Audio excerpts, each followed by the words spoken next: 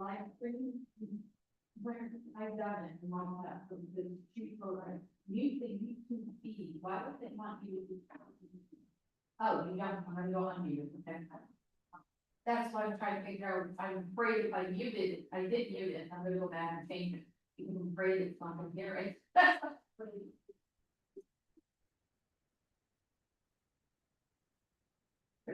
We don't need it. I don't leave the.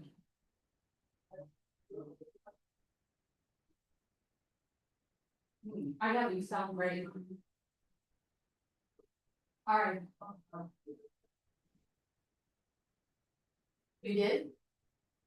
All right, I'm gonna go with mute. Okay, I just muted it. I just think it sounds funny that we mute it. You know, we go live and then mute it.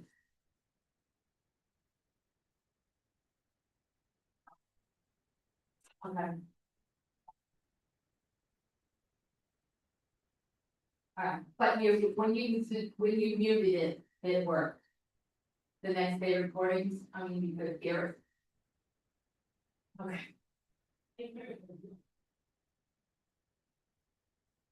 Yeah, all right, I'm gonna just go for it.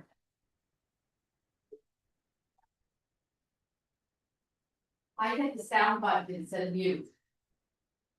The sound button.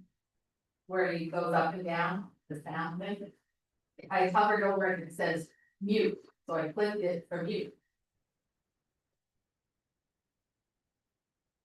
Okay. All right, that's what I'm doing. Yeah.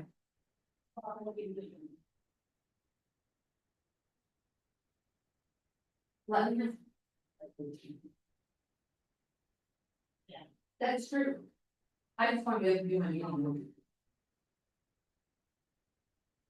Oh, I'm sorry, it's a good thing, don't be wrong, I'm trying to be, you know, proactive in getting it going and, you know, as transparent as possible. If that falls apart, I'm okay, as long as we do there.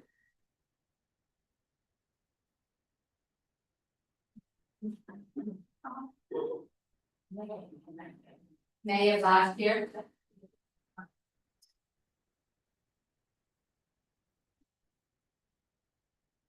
So maybe they didn't hear. I never muted it, I did whatever Karen said. You know, Karen probably a couple times, now I'm sitting and going through directions, and I go live, then the YouTube, so I muted it. Alright. I'll make a judgment call.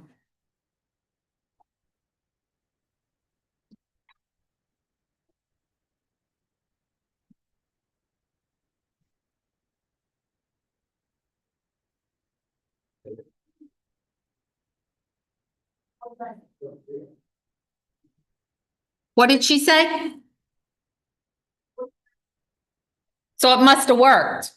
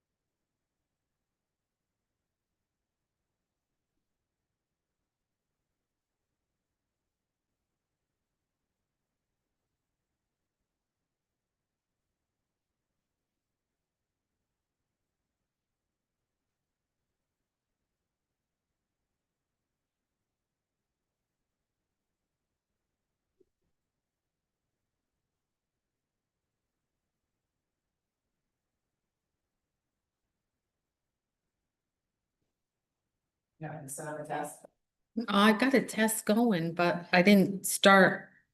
Well, stop share.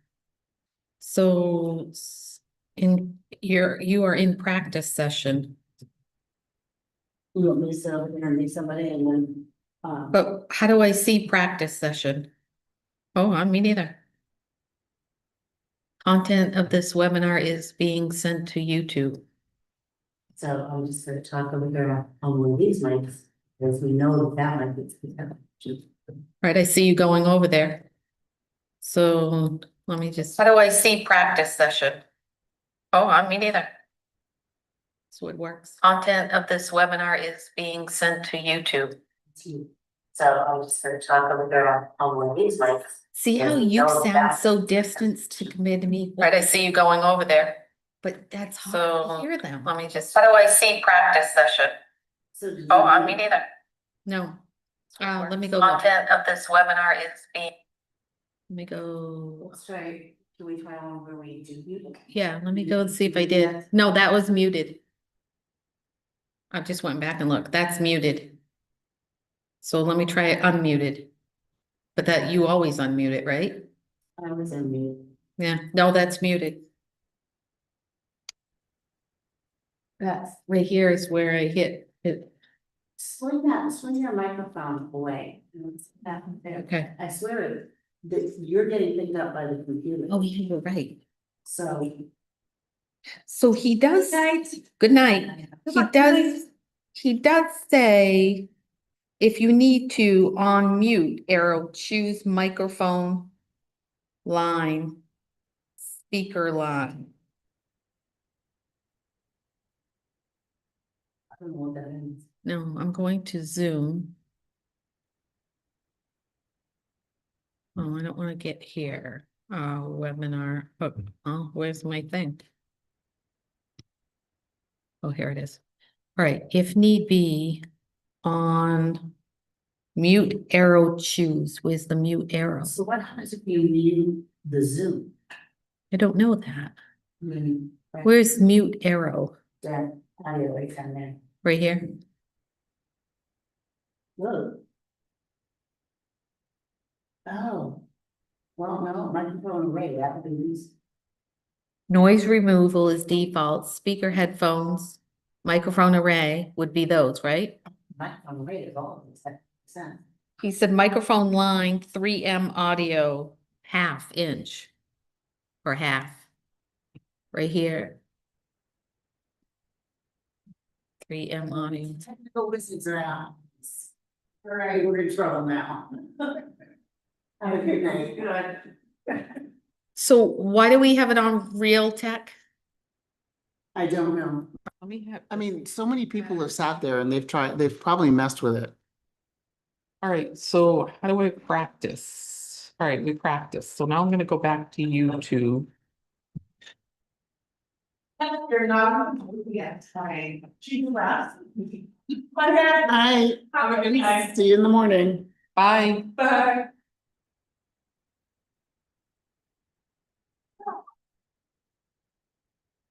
YouTube. So I'm just gonna try to figure out all of these like. See how you sound so distanced? Right, I see you going over there. But that's so.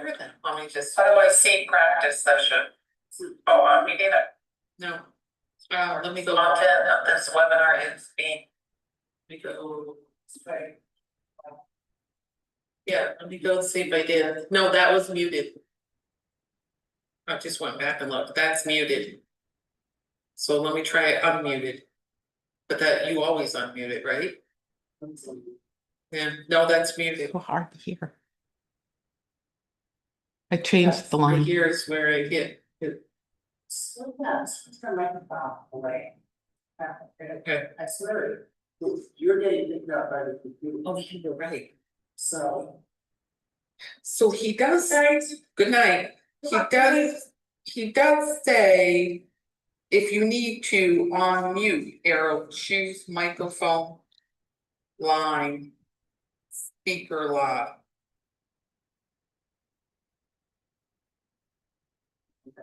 No, I'm going to Zoom.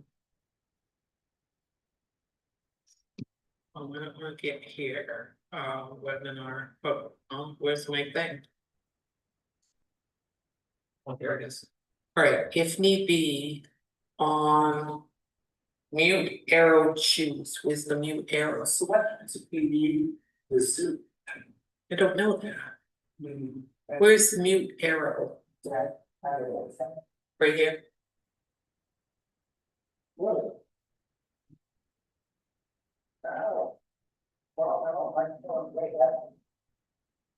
Noise removal is default, speaker headphones, microphone array would be those, right? He said microphone line, 3M audio, half inch Well, not inch, but or half. Right here. 3M audio. Oh, this is right, we're in trouble now. So why do we have it on Real Tech? I don't know.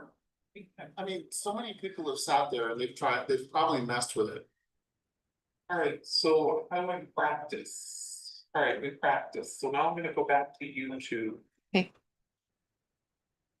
They're not, yes, fine. She brought. Bye. Bye. Bye. You sound great. That is so weird. All right, so I'm gonna change the speakers. Somebody swapped, am I saying it's not? No, you know. So I'm going to go back here, We're now testing here, things. and I'll find the, Get it all set.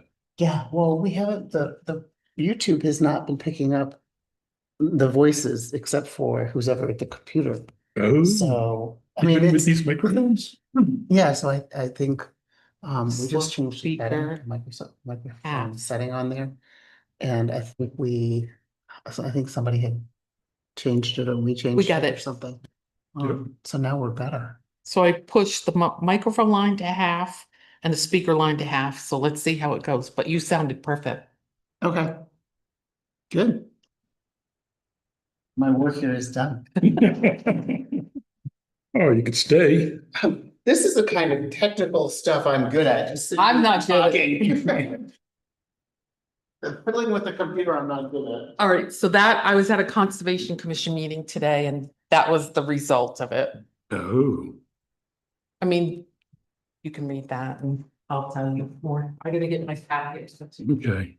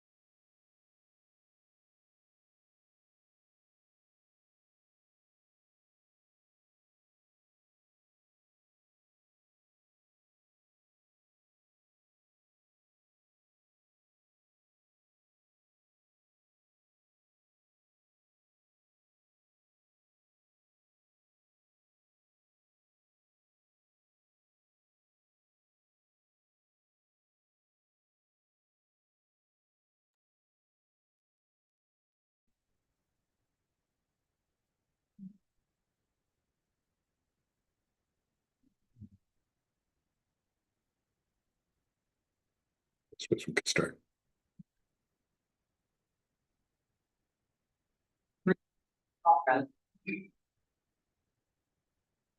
Good evening and welcome to the ZBA in May. Before we get started with our applicants, I just want to lay out the format of our meeting. When your application is up, we'd like you to come and sit at this table and explain in broad strokes what you would like to do. And then go through all of the criteria with your answers. Then we'll go to abutters who would like to speak in favor, abutters who are opposed, and then you'll have a chance to speak once more.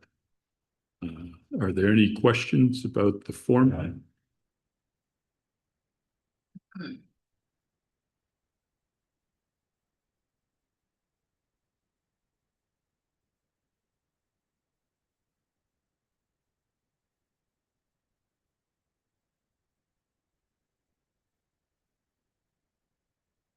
So this evening we have two applicants.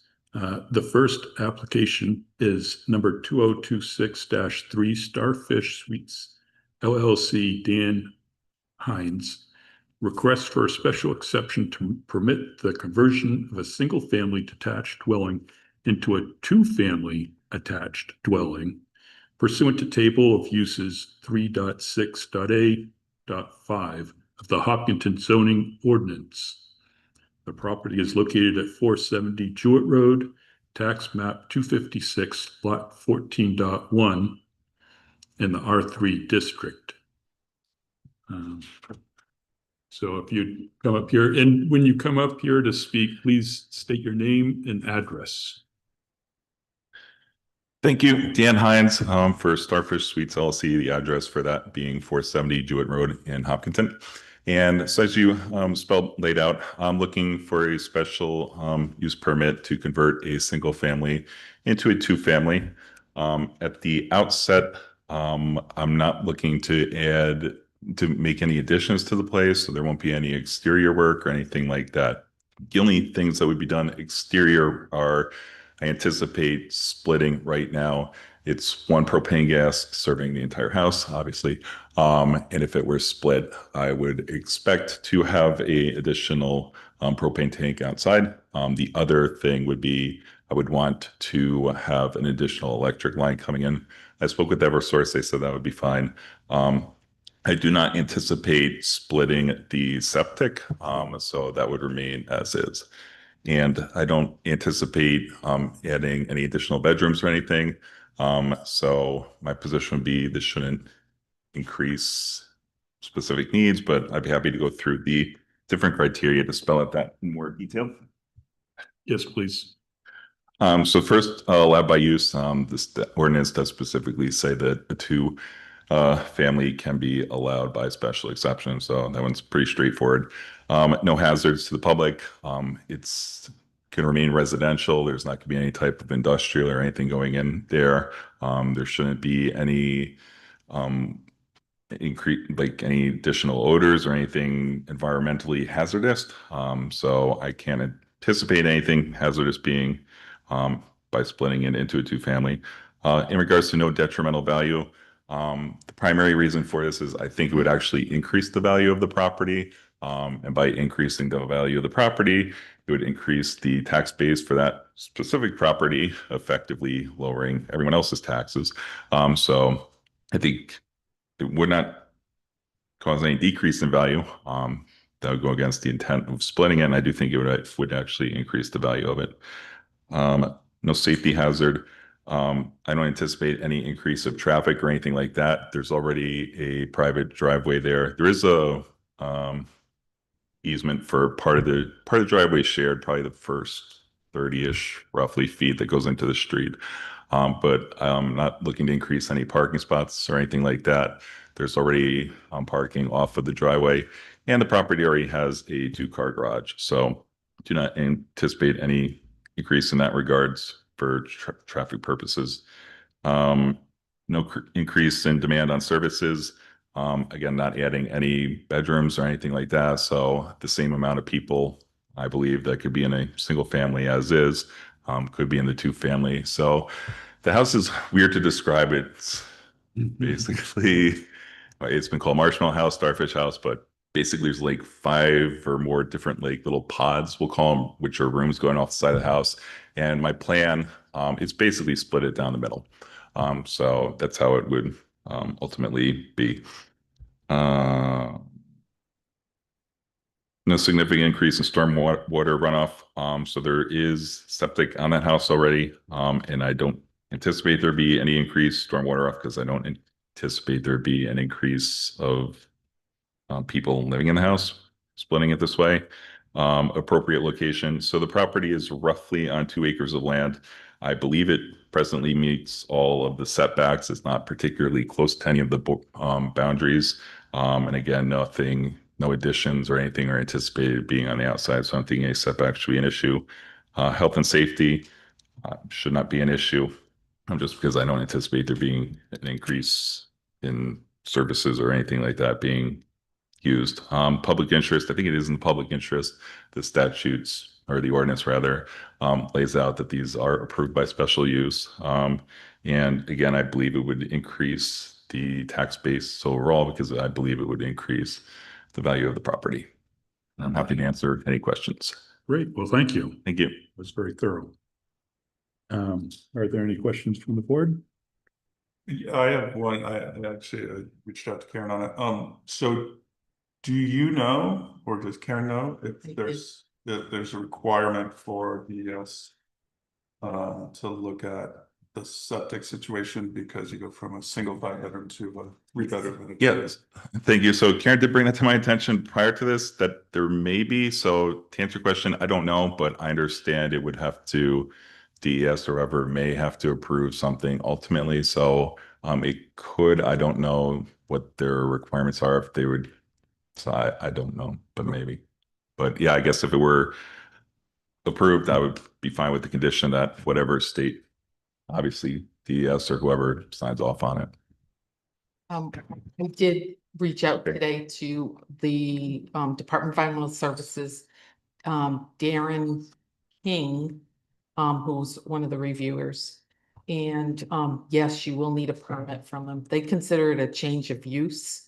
And it's not so much they consider it a change of use. They actually consider 2-family similar to a condominium. So he went on and on. Same way with detail about it.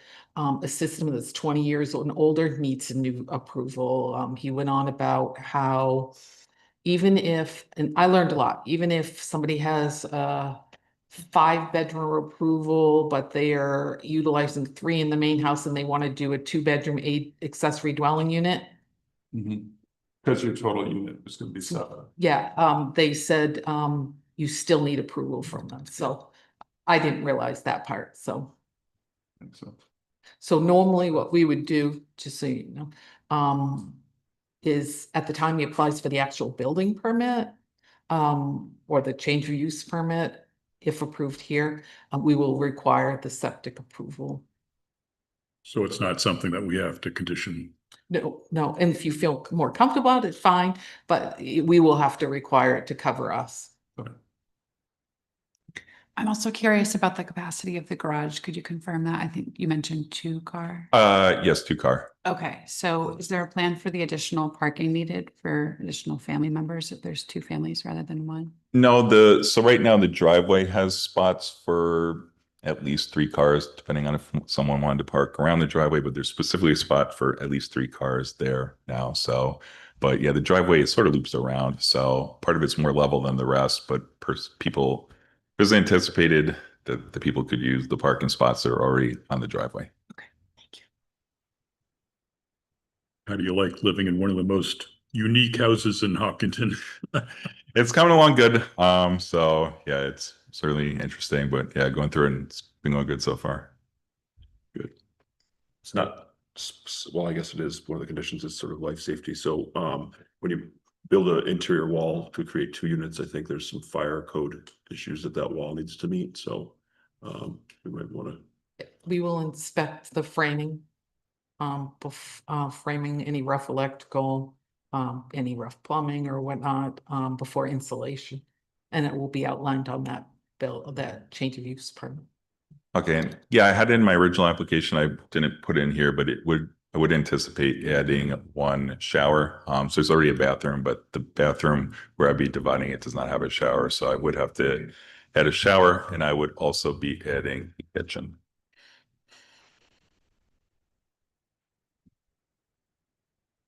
Okay, thank you very much. We'll open it up to abutters. Thank you. Thank you. Are there any abutters who would like to speak in favor of the application? If you come forward and, I'm Margaret Lewis. My husband, Richard Lewis, is sitting over there. And we are on the same driveway. okay, So I had some concerns when it said request for a special exception at my ears perked up. So as sharing a driveway with now another family, so 2 other families, are there any exceptions that I should know about for my property? any exceptions? I've never done anything like this, so I'm just wanting to cover my bases and if he has people parked on the driveway, he's got plenty of driveway space, but it will increase traffic on our driveway, which has been empty for several years now. Yeah, I could see, increased vehicle traffic. Depending on who rents the space would depend on how many vehicles. Mhm. Would it just be up to us to determine maintenance of the driveway in a neighborly fashion? Yes. Okay. Whatever you've been doing so far, has that been working? The house has been empty for a couple of years now. Prior to that, when the family was there, it was young children and it was very compatible. Yeah. But now it's another whole house, so. Oh, I see. So he's recently moved in. No, the house that he is going to be taking over will have 2 whole families in it. Right. Prior to that, when we are in our house, it was 1 family. Okay. Right. So there will be more traffic on the driveway. It sounds like. I mean, if 2 families, 2 cars at a minimum. Nitpicky perhaps, but what makes this a special exception? Based on the criteria, and so we have items that are special exception, which is you have certain criteria that you have to meet for a special exception, and then there's another a different criteria for other exceptions. And you're comfortable and happy with the special exceptions that have been mentioned? Well, we'll talk about that. Okay. And it's not up to me only, it's up to the whole board. I mean, generally you. Yeah. Does anyone have any? Yeah, I might add, I think you're having a more general question, right? Like, what is a special exception? Yes. And what is it variant? So a special exception, Karen jumped on it, I'm getting off track, but there are things that are allowed in the zoning. But the zoning ordinance says, this is allowed, but we want the zoning board to make sure that what's proposed is okay. Okay. And then we have criteria, to evaluate whether it's okay. And then there are other things that the zoning board reviews. So basically we're here as a body there's a zoning ordinance that has very strict rules. And sometimes there are exceptions to those rules, and that's why people come here. So a special exception is just the wording. So they come in, the zoning ordinance allows it, but they want to make sure it gets another level of review before Karen can issue. Well, the zoning ordinance doesn't prohibit it. The zoning ordinance does not prohibit. If something is explicit in the zoning ordinance, it's allowed. If it's not mentioned in the zoning ordinance, it's not allowed. And then you need to come in for a variance. But there is, as Andy was saying, there's this category of special exception where it just needs a little heightened review before it's approved or denied. Thank you.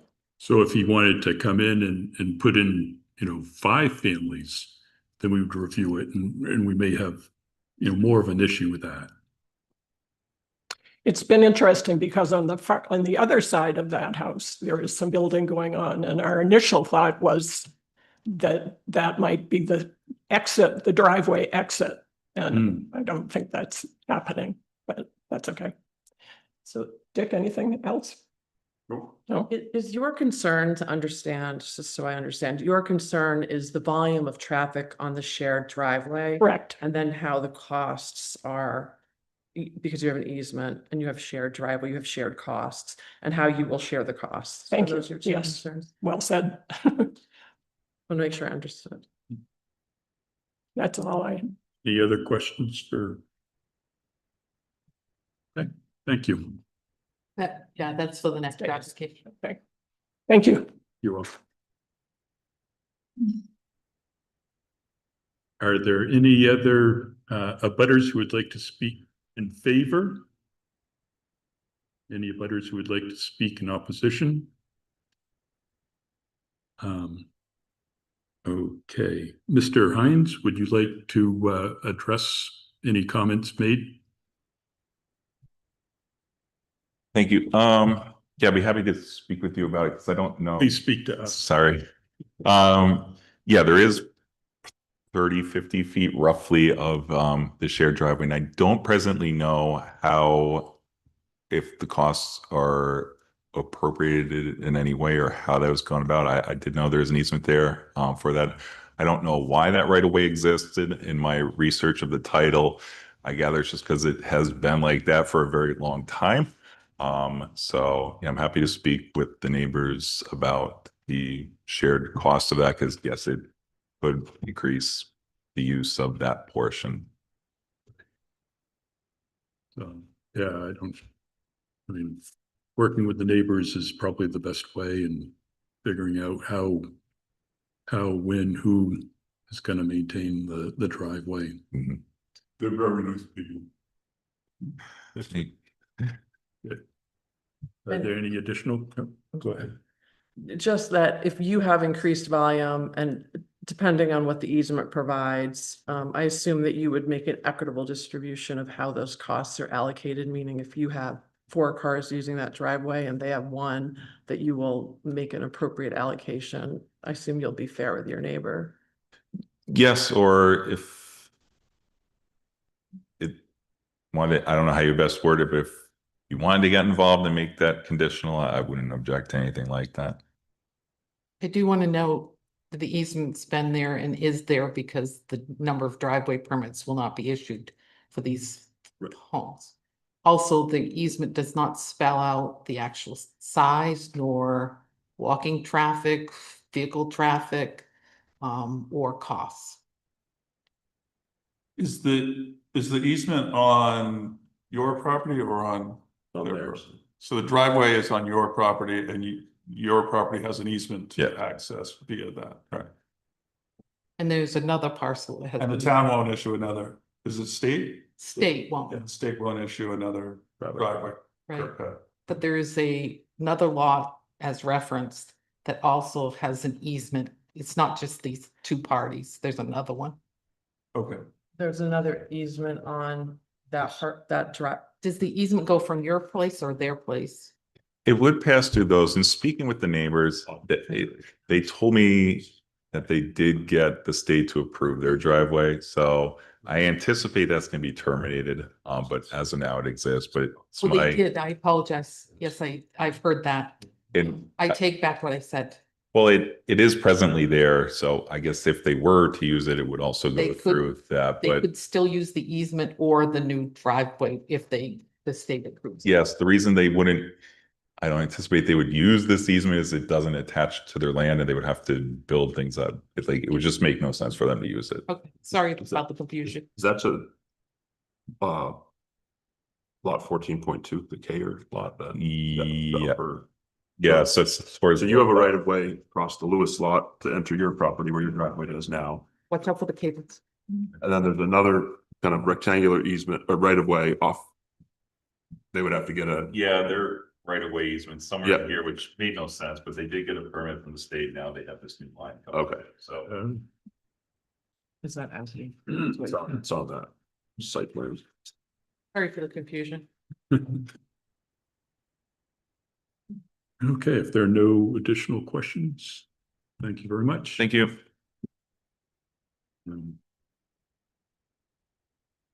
At this point, So I'm sorry, can I ask a further question? yes. Thank you, I apologize.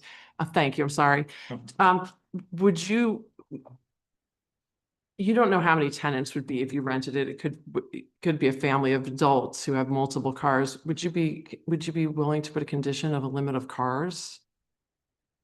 Yeah, so right now the garage can hold 2, and I think there's spots for at least 3 without doing anything additional. So yeah, right now, like it holds 5 easily without doing anything, so.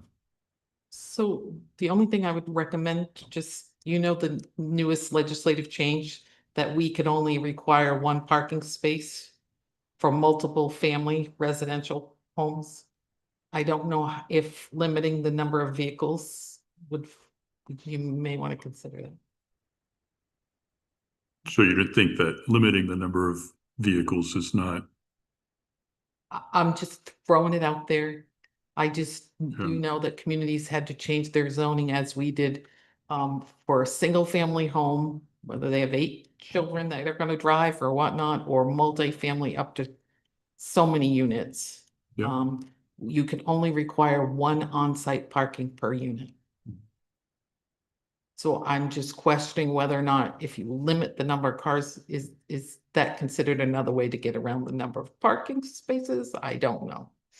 It does not go into detail about, common driveways or anything like that, so I'm just throwing it out there. yeah. Yeah. And the unit that you're gonna make has 2 bedrooms? Yes.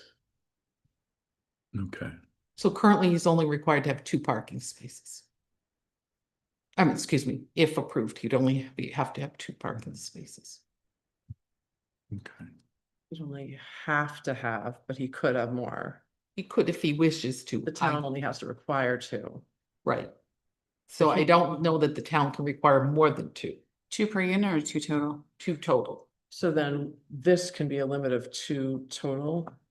And that would be consistent, you're saying, instead of allowing 5. No, it doesn't matter. I don't know if I'm saying it right. It could be a 5-bedroom unit, each one of them. You could only require 1 parking space per unit. And I'm just throwing out to you, I don't The know. minimum, right? We could set a max. Yeah, and he's offered up one. I'm not saying we should, I'm just opening it up for discussion. And then they can have off-site parking. Right. Okay, thank you very Thank you. much. At this point, we're going to close public testimony and talk amongst ourselves.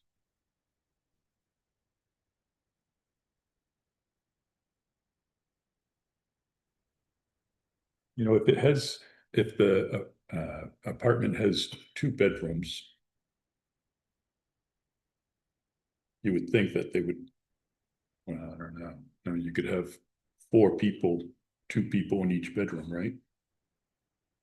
Well, it has 5 bedrooms now. Right, so the way I kind of look at it is it's not really. I mean, there's 2 families, so, right, so the reason why I was thinking about the septic, right, you're gonna have 2 sets of kitchens and washing and all that stuff, but it should be roughly the same amount of volume because we're talking about 5 bedrooms, right? And there could be 2 people in there could be a dozen or more. That's kind of outside of our Scope, right? how many people are gonna be there, I think. Is it an appropriate place to have a 2-family?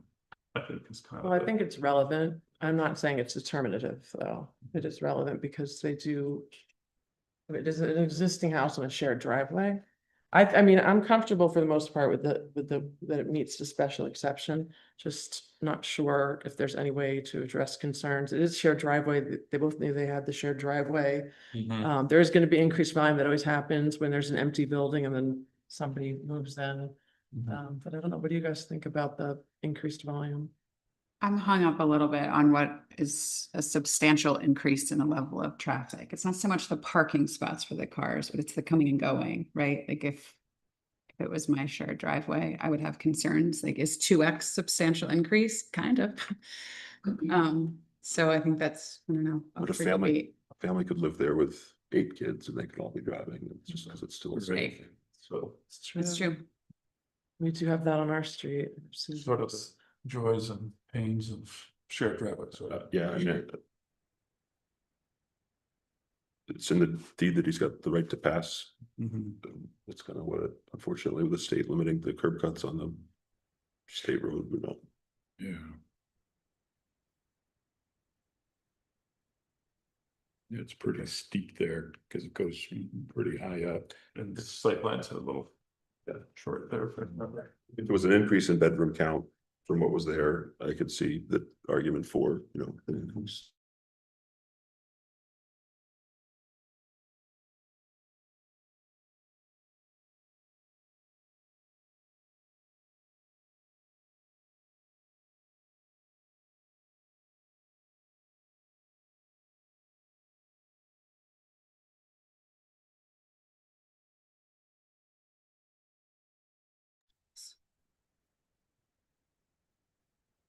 Does that make sense? I think it comes down to an enforcement issue. I do think it's a tough one, even though I asked the question. I think it's tough. You're right on the enforcement and also just on, like, where do you draw the line? I'm just trying to think of a way to be aware of the concerns of the abutter. But yeah, I mean, no, you can ask for it to be good neighbors. That's about it. That would be great. Let's like work out down the road, right? I mean, There's provisions in the ordinance if it becomes, you know, noisy or something like that, then, you know, that they have the right to come and complain about that. So I think that's. Yeah. I don't see a substantial change from what's there, just from a logically. It will bring a change because it's just, it will be a change of use as has been mentioned. Right.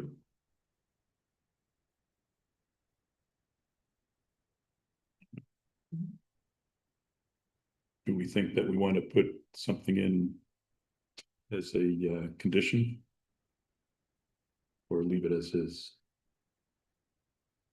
I can't think of anything that would be productive in the end. Yeah, they're gonna have to meet the septic or the sewer, sorry, the septic design and the life safety design of the building to meet, to get their building permit, so. Kind of covered there.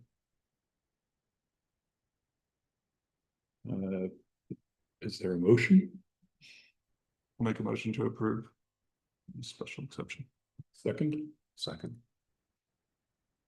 How do you vote? In favor. In favor. In favor. In favor. In favor. Okay, I vote in favor too.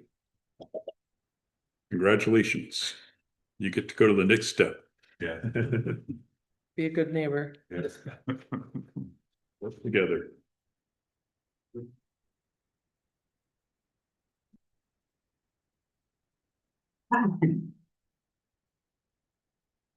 All right.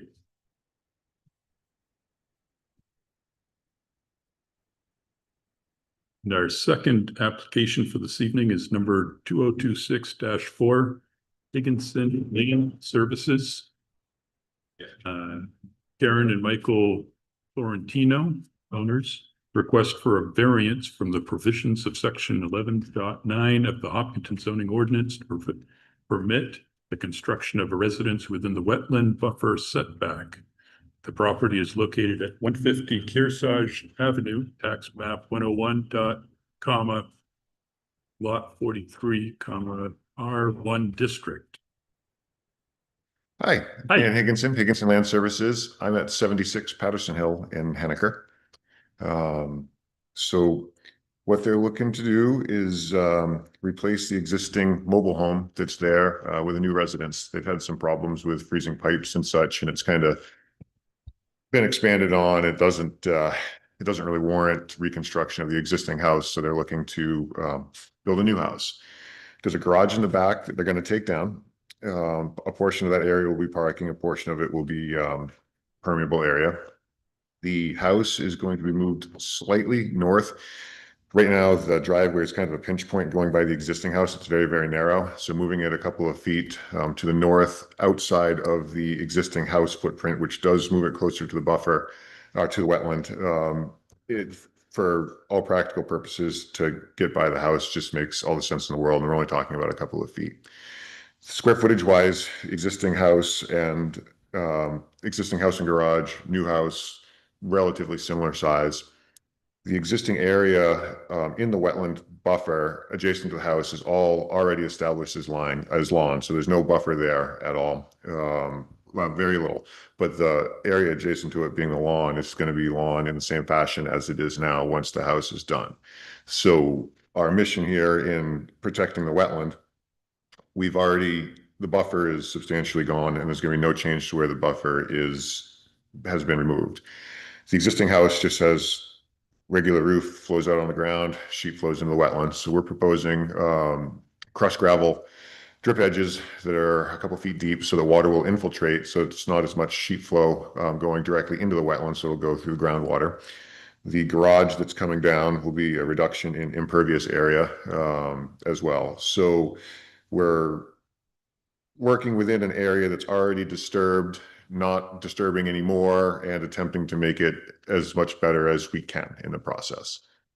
Pretty tight lot, not a lot of options as to where to situate the house. The existing house is right on the front setback line. If you look at the other houses in the neighborhood, they're all set back a little bit more, and just to get it away from the road is a lot more appealing. There's no more impact to any setbacks by moving it back. It fits the lot in the neighborhood better to move it back from where it is. That's kind of the gist of what we're trying for. Okay. If you wouldn't mind reading the questions and the answers from the variance. Yep. So the proposed use would not diminish the surrounding values of the property. The lot's currently developed with a single family home. That's both the existing and proposed uses. So given that there's no change, there's not going to be any diminishing to the property, to the values of the surrounding properties. Granting the variance would not be contrary to the public interest, because again, we're replacing a single family residence with a single family residence, no change to the characteristic of the neighborhood. Granting the variance, substantial justice would be done. Substantial justice is done when the value to the owner outweighs the negative impact to the general public. Granting this variance will allow the owner to construct a new residence on a lot that's currently developed with an older home with no negative impact to the general public.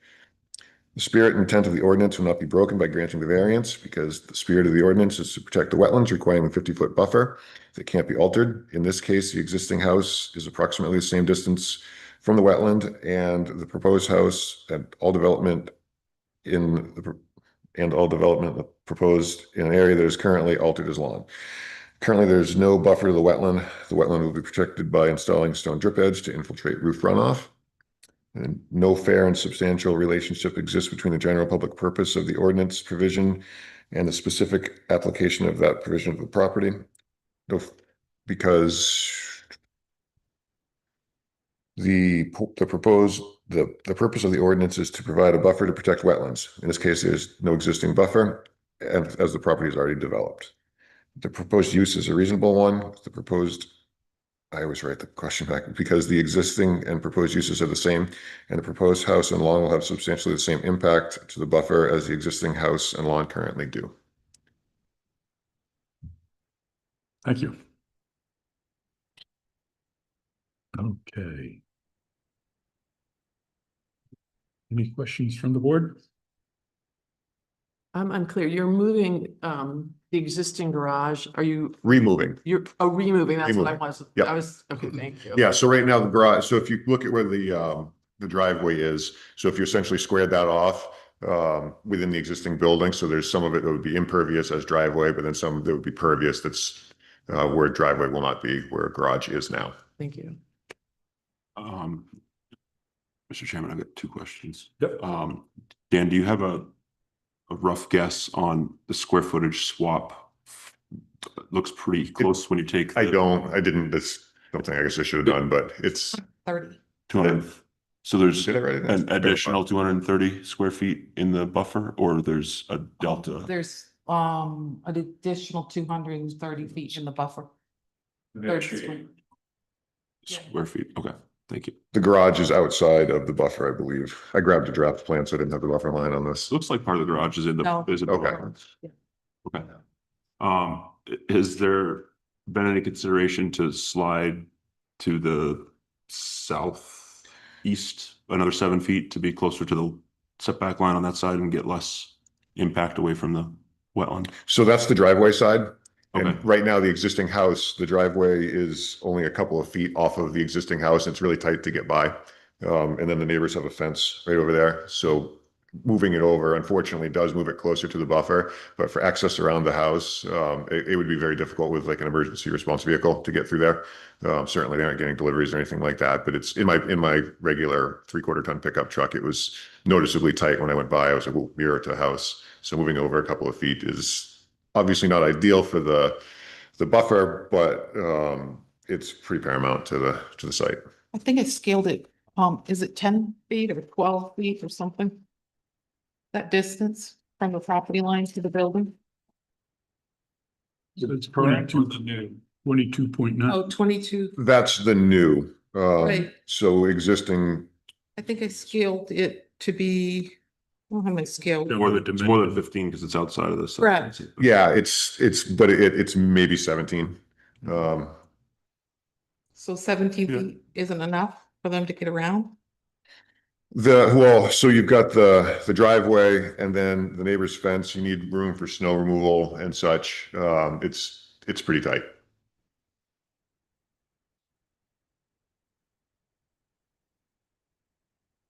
If you have a 12-foot driveway from 17 feet, only leaves you 2.5 feet on either side. So snowbanks up against the house, up against the fence on the other side, it's tight. And the driveway is offset a little bit more towards the house side than the fence side. So what do they do now with their snow? So right now, I would assume that they push it against the right-hand side or it gets pushed in beyond the house. Yeah. So I mean, yeah, I mean, if that's a sticking point, then I guess they could move it over and keep with what they have, but it would make the site dramatically better to move the house over. How about making the house smaller? So they're looking at, due to cost, prefab houses. So dimensions are not, they're set dimensions. So I had this talk with them of, what are you looking at? So they went through a number of different floor plans to find something that they liked. So we worked with a dimension that was substantially similar to what they had. So cutting off 2 or 3 or 5 feet from the house is not an option because it's a package deal type of situation. Is the existing house in the wetlands buffer already? Yes. It's the light colored one. But this is even closer. And the house is larger. Only reason I bring it up is because the Conservation Commission had a meeting this afternoon with regards to encroaching in it, and I think they provided a memo for you. We're moving closer to the wetland, but we're not encroaching anymore on the buffer because the buffer is already lawn and. Well, it's still a buffer. Lawn is a buffer. Okay. I mean, it's just not trees, but. Right.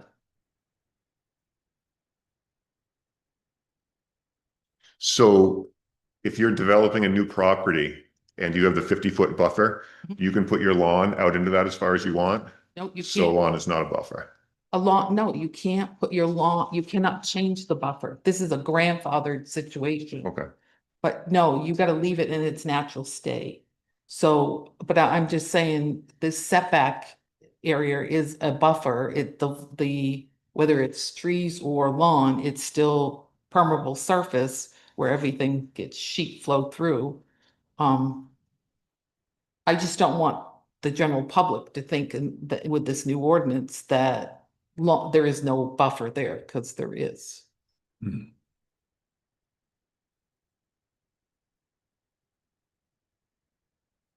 And the new house would be a single story. Yes. I'm not positive. I believe it is. I know that it's still a 2-bedroom, no change in bedrooms. Are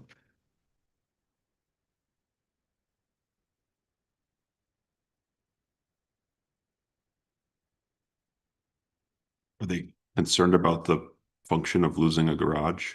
No, didn't bother them a bit.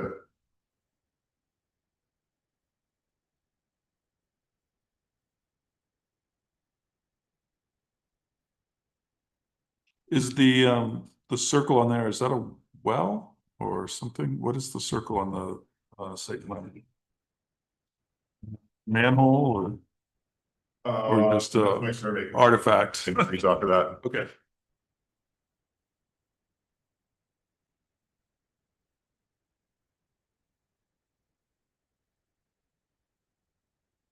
It's town water and sewer. Water, not sewer. There's a leach field in the back right-hand corner, the northeast corner. I guess it's kind of the east corner. So are they doing a new septic? Nope. The septic is, I have the plan in my folder, but it's relatively modern. There's a pump station that will have to be moved because it's directly behind the house right now. Mhm. So they won't need a pocket approval even though it's full demo? Nope. You can remove as long as it's a licensed installer or approved installer, whatever the term is. They can move the tank or replace the tank. So the same bedroom count? Same bedroom count. Yeah, same leach field, not changing, just same as like a tank replacement. Same idea.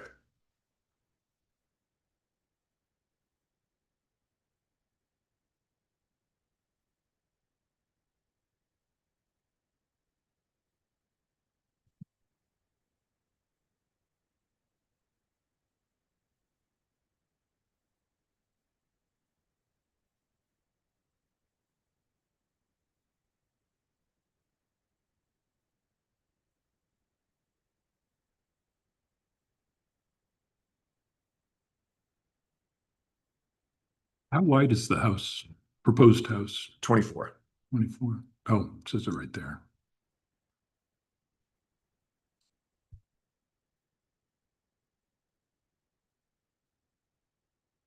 I'm sorry, could you go over the lawn again? Sure. So that tree line that's there is the area that is unaltered adjacent to the wetland. So everything to the east of the tree line is all lawn right now. So I was under the impression that buffer is natural, untouched. So lawn being altered and manicured while still impervious is not a buffer. So in moving the house still in the lawn area that has been altered from what I was thinking the buffer was, I didn't see this becoming a sticking point because it's area that's already been altered. With the existing house, I mean, the roof runoff, it's going to shed to either side of the fall line and then go into the wetland. So now we're moving a little bit closer to the wetland, but that roof runoff is not going to hit the ground and shed into the wetland. It's going to shed into crushed stone into the water table, into the wetland that way. So although the house is moving closer to the wetland, we're adding a level of protection another level of protection for the wetland. We tried to come up with something that wasn't a full engineering drainage study design, but would be an olive branch towards, helping out with the spirit of the ordinance in that, hey, we want to protect these wetlands. It's already lawn adjacent to it. We're moving a little closer, but we're going to try and infiltrate the water. As far as groundwater recharge, wetland habitat, things of that nature, I don't see where moving the house a few feet closer is going to impact the values and functions of that existing wetland. So I feel like we've done as adequate a job as you can of protecting the wetland, which again, spirit of the ordinance. while still utilizing this very small lot in a way that benefits the homeowners. Will you be the one placing the house on the foundation, or is? Oh, yeah, I had told them that, you know, we're very specific numbers here, so when they get to putting it in, they'll have to have me come and stake the corners of it so it gets put right where it is per plan.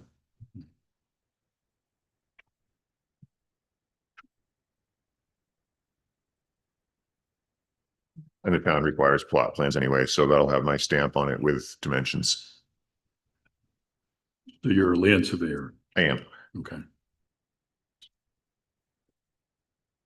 as well as a septic designer, sorry. Okay.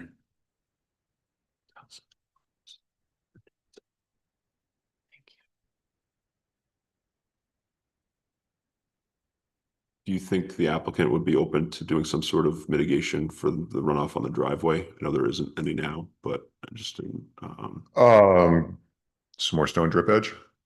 something that, yeah, just stops the sheet flow of that over the grass and into the. Yeah, I'm sure that if we continued that 2-foot stone drip edge around the downhill side of it, I don't think they'd have any problem with that.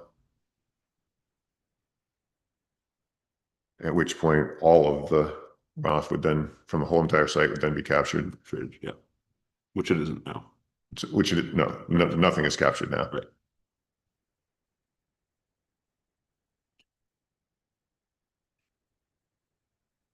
And so when you put in the drip edge, you put it in so that the water flowed towards the driveway? Is that what you were saying? So water's naturally going to go downhill, obviously. Yeah. So on the downhill side of the driveway, you dig your trench and then you put filter fabric in, then you put the stone in on top of that. So all the water that's going, I guess, luckily for us, the wetland is downhill of us.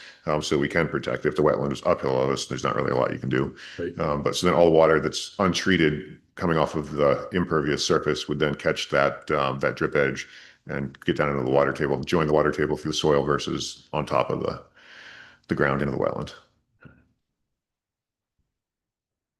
Yeah, it's pretty flat piece of property. It is.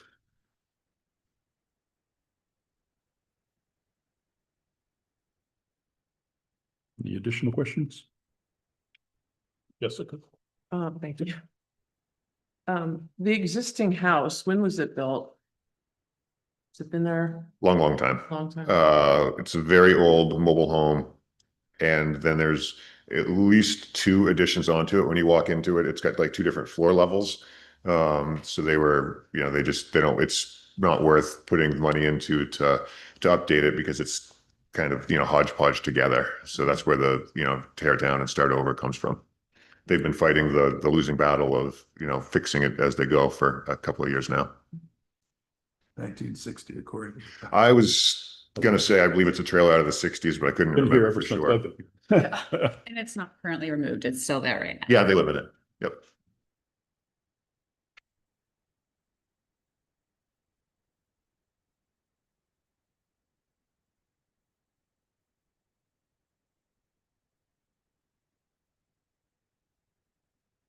Okay, I see no other questions. Okay. Are there any abutters who would like to speak in favor of the applicant?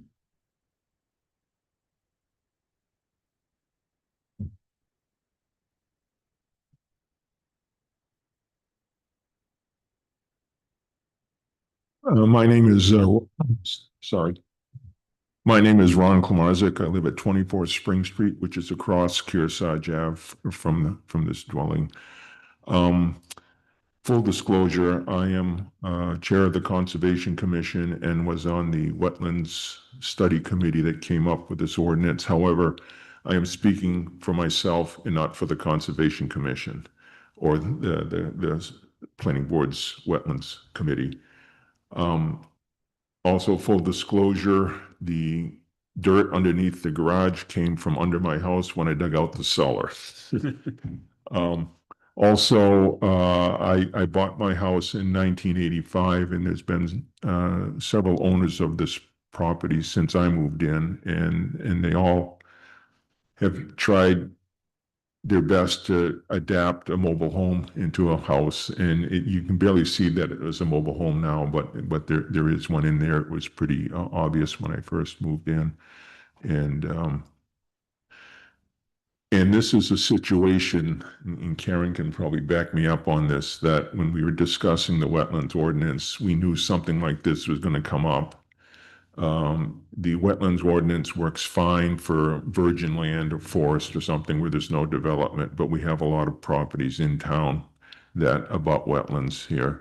So Dan was correct. The lawn goes right up to the wetland area there. So there's the classic undisturbed buffer. You know, it's already been disturbed. And I think the 230 square feet, that comes out to an area roughly 15 by 15. But if they're going to remove some of the driveway, although that's not within the buffer, it would help the flow. Reduce the amount of runoff heading into that wetland area. That wetland is connected to a stream that starts at Houston Fields and then comes out into the Warner River.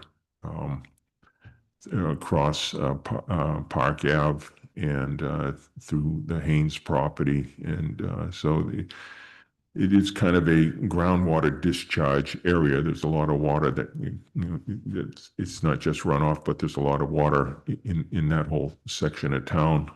Until I raised the cellar that I dug out, my sump pump was constantly running. So as an abutter, I have no problem with this. I would look forward to seeing a house there as opposed to the hodgepodge that is currently there that the previous owners often complained about. And this is not going to be your last request for variance on this. So that's all I have. Are there any questions from Mr. Marchek? Not for me. Thank you very much. Thank you. Are there any other abutters who would like to speak in favor of the applicant? Are there any abutters who would like to speak in opposition to the applicant? Okay, seeing none. Is there anything? Do you want to read that memo Yes. so he can respond? Yeah. So, thank you. So we do have a memo from the Conservation Commission. It's to the Hopkins Zoning Board of Adjustment from Hopkinton Conservation Commission. It states the application title. Recognizing that this lot presents unique challenges, the Hopkinton Conservation Commission recommends that the applicant minimize encroachment into the wetland buffer and, in particular, avoid locating any portion of the proposed structure closer to the wetland than the existing house. The Commission recommends the following condition of approval: that the removal of the existing garage, as indicated on the plan, be required as a condition of approval to help offset the increased impact associated with the increased square footage of the proposed dwelling.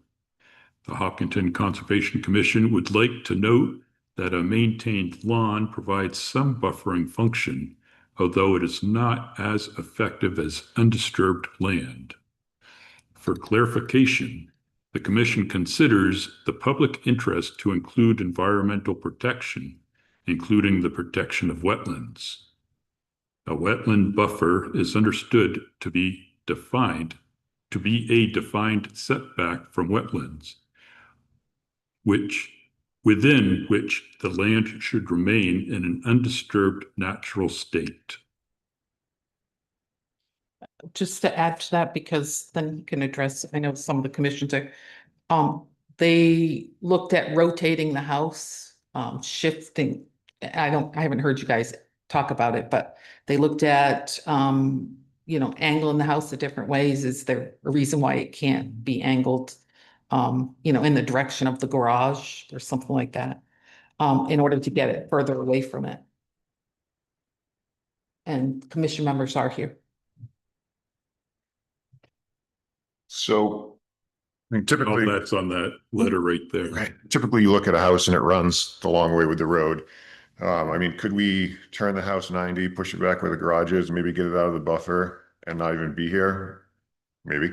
Then you're not going to get any treatment from the roof runoff or the driveway to the wetland.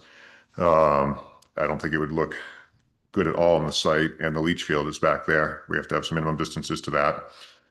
You know, as far as the garage has to come down, they're proposing to take the garage down. I don't want to say it has to be down because before the house can go up, because I don't know if they plan on storing stuff there while they're doing their house. We're doing the best we can to protect the wetland, utilize an existing lot of record that is already been developed on, that is now being unfairly burdened by this global black and white regulation that got put into town. This is a gray area, and that's why we are here. That's why there's zoning boards. Any questions from the board?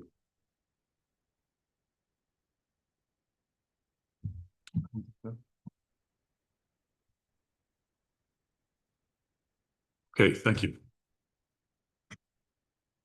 This time we'll close public testimony.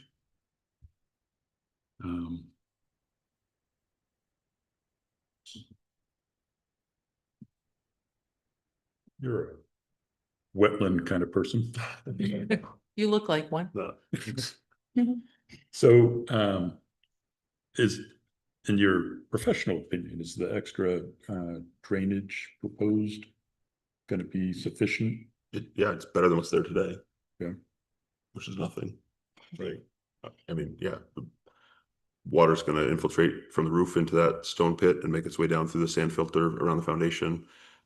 I would like to see some sort of mitigation from the driveway runoff, and then, you know, the function of the buffer is to prevent, you know, to help filter the stormwater before it makes its way into the wetland. So if we're putting implementations, best management practices in place that help do that and still have the buffer impact that's required, I mean, I think it's a win for both the site and the owners. And that's what they propose. Should we make it a condition of the application for both the driveway and the new building drainage? Yeah, I think that would be appropriate. Did he, I think he said they would do it, right? Yeah. So it sounds like it's an agreeable. Yeah. Yeah.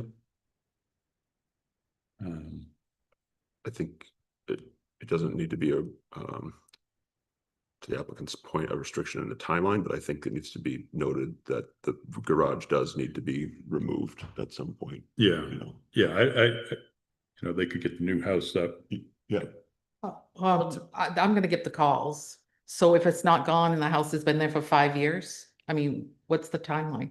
Yeah, I would imagine. The proposal, right? It says. It is part of remove. the proposed. It's as proposed, it's going to be removed. So Right, it's, but what, You'll so get a certificate of, we give them a certificate of occupancy. for the house? For the house. Right. Once the house has a certificate of occupancy, I would say that a year after that feels reasonable. Okay, to because get if rid you of- don't give a time frame, Absolutely, you need something black and white. thank you. Otherwise, it's. You know, They it goes will be up. removed, but doesn't need to be removed this year or 5 years or whatever. I know they probably have great intentions, but they could sell it, you know. Yeah, I think stormwater management needs to be in place before occupancy is issued, and some sort of timeline on the garage demo makes sense. 1 year sounds good. More than Feels enough. you should be able to manage that. Okay. Especially since he represented that it's really just possibly for storage while they're doing the building, so. Right. makes sense. Sorry, I don't keep me. No, it's my okay. back. It's okay. I feel like a big fan. Don't worry. Well, it sounds like the abutter also mentioned that this is an improvement to the property and it benefits obviously not just the homeowners, but I think it benefits the community instead of a 1960s janky.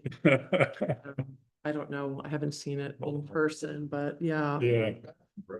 It doesn't look that. Sounds like janky if it's somebody's house. Yeah. Hey, Looks better now than it used to. Lots of us live in janky houses. So yeah. And they're not trying to put a 10,000 square foot house on Right. the lot. a rather reasonable house for the property. So are they limited, again, because I'm gonna be issuing the permit, are they limited to this exact house location? Normally they are, and size. That means no decks, no anything, Within the buffer, I think the correct? distances that are represented on the plan. is That's still- it. Okay. Yes. I mean, if they wanted to do that, wouldn't they have to come back? Isn't for that additional- this? a Is new, that- new approval, a new. I would not issue a permit within the buffer, Right. Right. and They- you well, haven't, They'd have to go through. Correct. the That's rigmarole another- again. correct. Okay. Again, in case this all gets sold, sometimes people do it.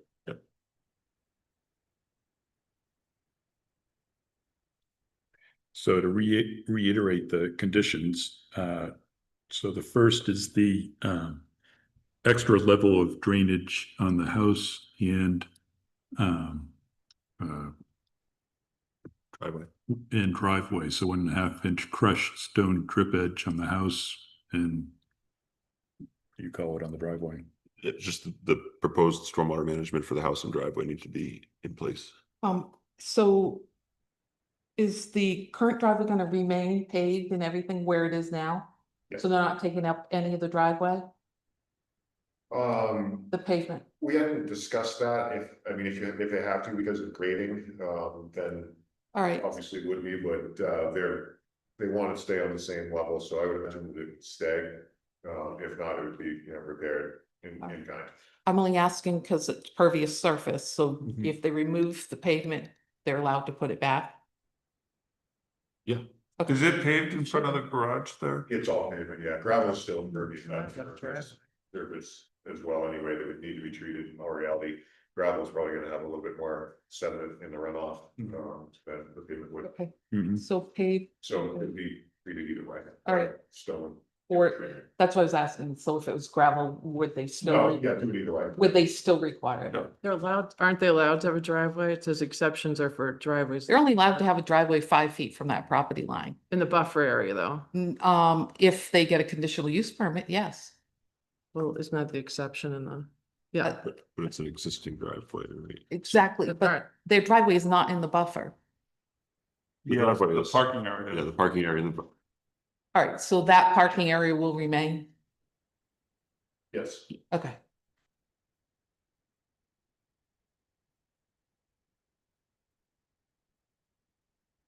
So that's the first condition, the second condition. Yeah.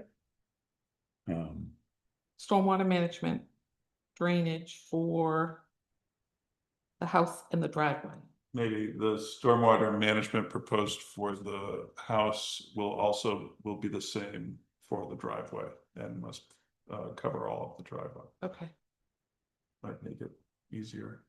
Is that appropriate for driveway? And the second condition would be that the garage would be removed 1 year after occupancy permit was provided.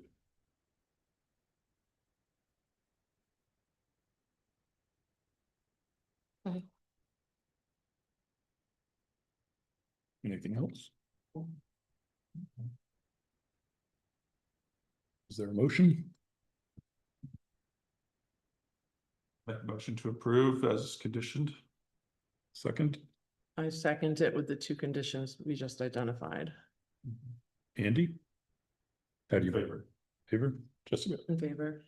Eric? in favor? In favor. Favor, and I vote in favor. Thank you. You're welcome.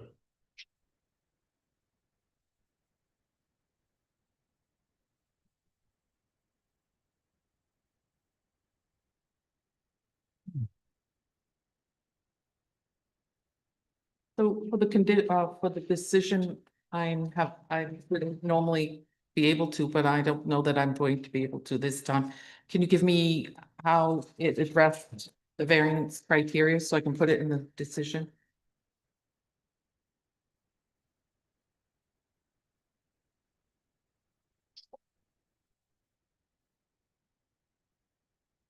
In particular, yeah, Like I said, the uniqueness of the property is that there's an existing structure.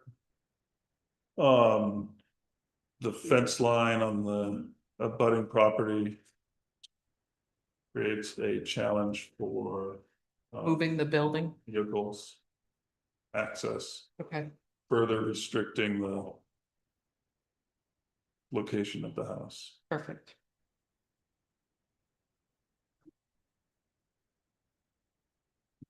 Anything? Anybody else? Is that okay? Yeah, I think that's the most pertinent. What? I think that's the most pertinent. Yeah. Definitely.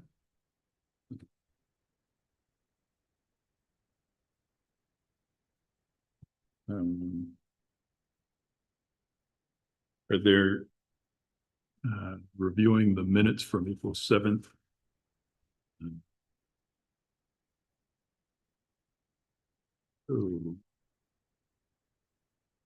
For Jessica, Andy, myself, are there any additions, changes, or deletions for the minutes for April 7th?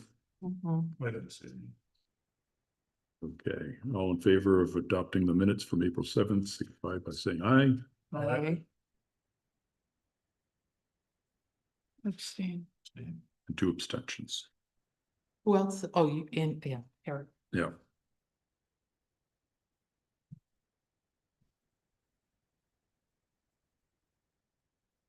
On reviewing the notice of decision from the April 7th meeting, are there any additions, changes, or deletions? No. No. Okay.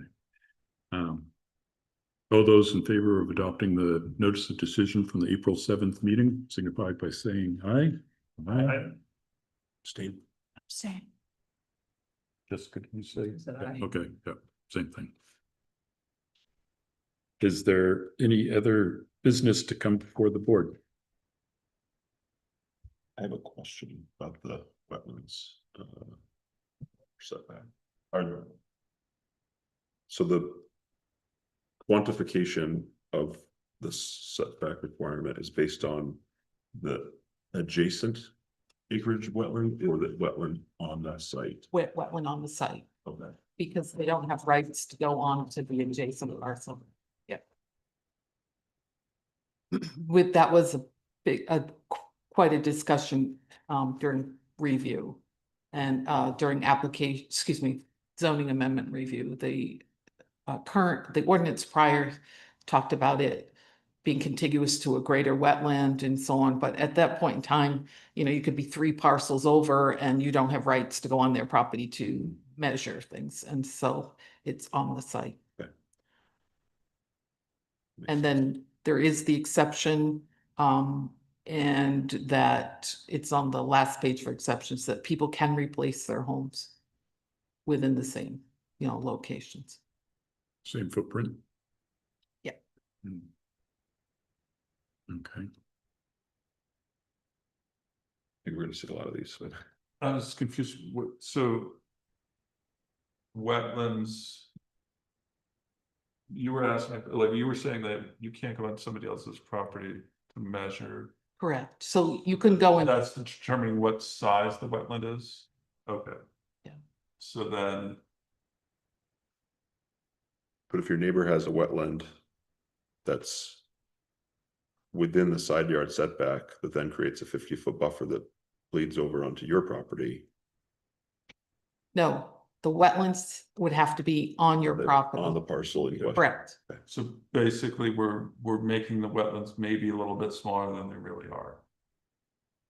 In terms of- No, this wetland, I don't understand the question, but this wetland is much bigger than what's shown on this plan. Right. Yeah, so, right, so it's really a wetland of.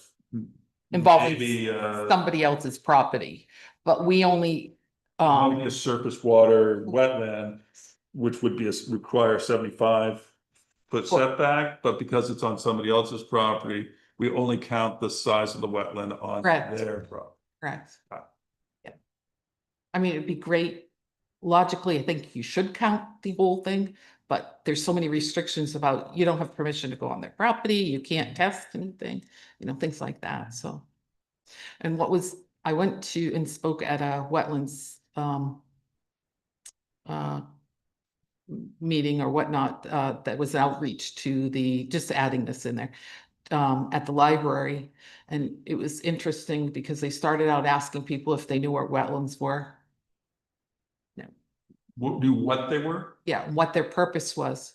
Oh, yeah, I'm sure. And nobody knew that without a wetlands, you wouldn't have a well with drinking water. Yeah. You know, nobody had a clue what a wetlands was. The purpose and Yeah. regulation. Yeah, and nobody had a clue. Water, clean water. So hopefully they'll have that more, at least once a year, and hopefully we get more people to come out.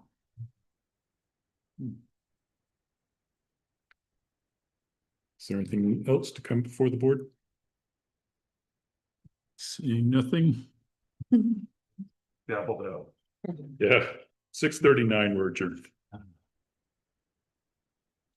Thanks. All right, let me close this out.